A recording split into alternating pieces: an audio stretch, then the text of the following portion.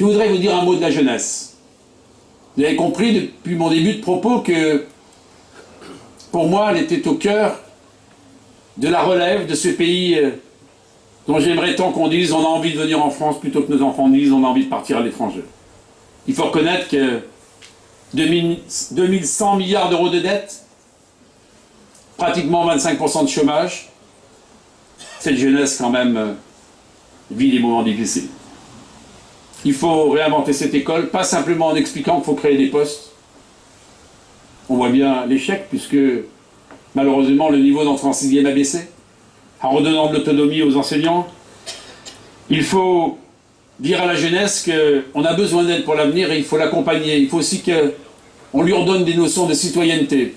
Il faut qu'on lui donne des raisons de s'engager. C'est pour ça que je suis favorable à un service civil ou un service militaire. Moi je l'ai fait, ça m'a beaucoup enrichi. Et puis je suis favorable à ce que ces jeunes, pour leur entrée notamment dans la vie professionnelle, pour le logement, on leur donne une vraie dignité.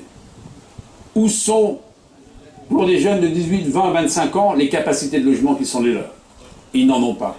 Eh bien, portons, osons, soyons courageux et ayons cette audace de faire en sorte qu'à la jeunesse, on lui apporte une vraie réponse. Et je vous promets une chose, c'est que si la jeunesse, elle voit qu'il y a un message de confiance qui se dessine, si elle voit qu'il y a une espérance qui est là, si elle voit que ce n'est pas uniquement en Australie, en Nouvelle-Zélande, aux États-Unis ou ailleurs, qu'on peut innover, créer, avancer, eh bien cette jeunesse, elle restera là. Et c'est celle qui lui permettra à la France de retrouver une place de tête dans les pays du monde.